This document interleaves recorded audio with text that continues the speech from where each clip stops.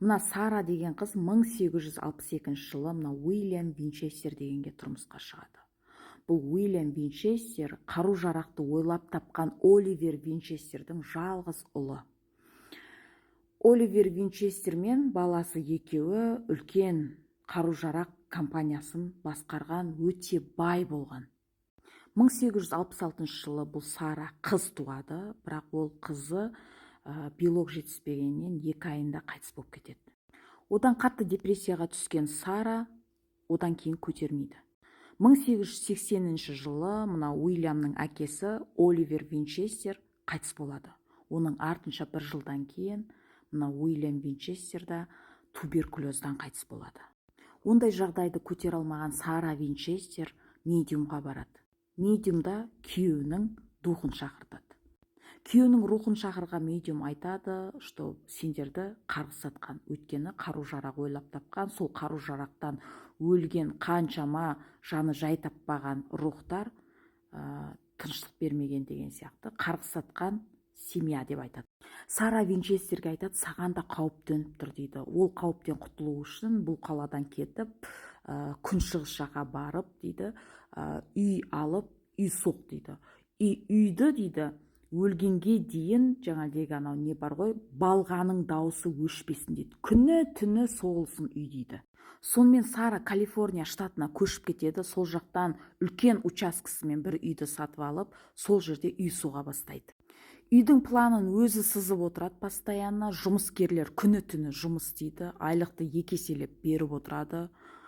Бүкіл Винчестер компаниясынан түсіп отырған ақшаны осы үйді құруға жұмсайды. Бұл үйді лабиринт қып соғады, 160 комнатасы болады. Барлық лесенсаны 13-тен, 13 ванна деген сияқты солай көп нәрсені бәрін 13-13-тен істейді. Сосын бір есіктер болады, ашып қалсаң далаға шығатын 4-ші этаждан есік далаға. Ол жерде секіріп кетпейді ғой ешкім. Соған қарап, бұл үйді призрактерге арнап соқты дейді. Призрактер мені таппасын деп, күнде әртүрлі комнатаға ұйықтайтын болған. 160 комната бар. Даже жұмыскерлері де, служанкалары да білмейтін болған қай комнатаға ұйықтайтынын. Негізі 7 этаж қылып соққан, бірақ жер қимылдағанда 3 этажы құлап қалып, Сара Винчестер тоқтатыңдар, төбені жабыңдар деп, басқа жұмысқа кірсіңдер деп айтқан. Стройка Сара өлгенге дейін жалғасқан. Одан кейін Сара бүкіл байлығының бәрін несіне племянницасына қалдырып, бірақ мына үйді ешкімге жазбаған. Бұл үйді сатып алған адам музей жасап қойған. Америкада кладбищенің үстіне соғылған мектеп бар екен. Ол мектепте әртүрлі құбылыстар болып тұрады екен. Оқушыларға сабақтан кейін қалуға рұқсат жоқ екен. Сол жерге жұмысқа орналасқан мына уборщик, видеодағы ондай паранормальный явлениеға сенбейтін жігіт екен. Бұл жігіт түнгі сменге түседі. Бұны сотрудниктер түсіндіріп айтқанда, түнде құбылыстар болады әртүрлі деп, қорықпама деген сияқты. Бұл сенбеген, пока өзінің көзімен көргенге дейін. Қазір видео түсіреді. Бұл жігіт блогер емес. Мына мектеп могиланың үстіне соғылған дейді.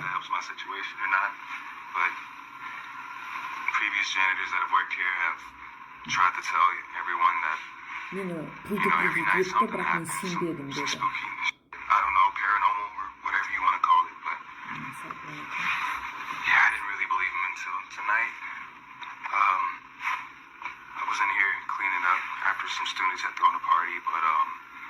What's been freaking me out is this one right here. No matter where I'm at in the classroom or what I decide to do, it just follows me. And here's the thing, you stupid balloon.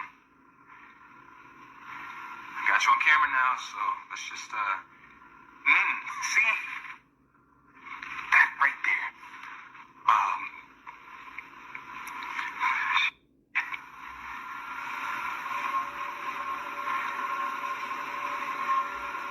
Өтті шарды біреу ұстап келе жатқан сияқты. Қараңыздар видеоға.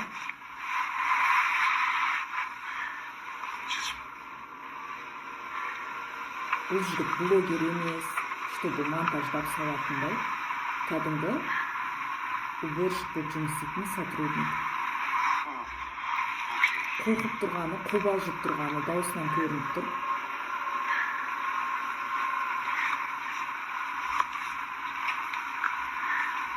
See, no, no, no.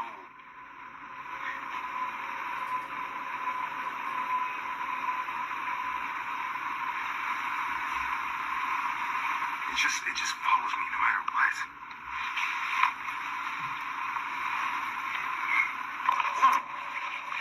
Біреу ұстағандай болды, я не могу дейді, қатты қорқып кетті. Жігіт бұдан кейін ешқандай видео сайтына енгізбеген. Одан кейін не болғаны белгісіз. Бұл жігіттің сайтындағы алғашқы және соңғы видеосы екен. Жұмыстан шығып кетті ме одан кейін, әлі істеп жүр ме белгісіз, бірақ мына қорыққанына қарағанда бұдан кейін жұмыс істемеген шығар. Италияда, Венеция жағында Павелия деген остров бар. Ол островты остров призраков деп айтады. Венецияға черная смерть деген чума келген кезде осы Павелия островын карантинный зона ретінде қолданған ғой. Мына островтың бір бөлігінде чумамен өлген адамдарды көртеген ғой. Сонымен қоса тяжелый степені ең қатты ауырып жатқан, уже скоро емделмейді деген чумаларды да тірідей адамдарды өртеген. Ал екінші бөлігінде чуманың симптомдары бар, яғни температура болса болды, Венециядан әкеп карантинный зонаға тыға берген ғой. А бұл екінші бөлігінде адам толып кеткен кезде, оның ішіндегі ең тяжелый ауырып жатқандарын алып, арада мост болады, ағашпен мост бар, сол мосттан өткізіп, жаңадегі өртейтін жаққа апарып тірідей өртей берген. Ол аздай бұл жерде 1922 жылы психбольница ашады. Психбольницаның бас дәрігері ауруларға әртүрлі эксперименттер өткізеді. Сосын наркоз салмай, ана аурулардың черепін ашып, миын шашып көреді. Солай қаншама аурулар ол жерде өліп кетеді. Сонымен бір жылдары бас дәрігердің көзіне өзінің өлтірген больнойлары және аурулары көзіне көріне бастайды. Әр жерден бір елестері көріне бастайды. Сонымен ол бас дәрігердің өзі жынды бола бастайды. Сонымен мына зданияны көріп тұрсыздар ғой, жәндегі колокол ұратын, соның төбесіне шығып, сол жерден секіріп кетеді. Бір жерлерде секіріп кетті деген, бір жерлерде жәндегі нелер, елестер, призрактар итеріп жіберген дейді. Бас дәрігер өлген соң, бұл жердегі колокол өзінен өзі күніне бір рет ұрып тұрады, жәндегідей даусымен. Сонымен ол өзінен өзі ұра бермесін деп колоколды алып тастаған, бірақ алып тастаса да әлі күнге дейін колоколдың даусы ұрып тұрады екен. Бұл проклятый островты зерттеген қаншама адамдар бар. И действительно ол жақта және елестер жүреді дейді, әртүрлі және дауыстар естіледі дейді, өте қорқынышты жер дейді. Қазіргі таңға дейін полициялар әлі қорғап тұрады бұл жерді, ешкімді кіргізбейді, бұл островқа ешкімге кіруге рұқсат жоқ.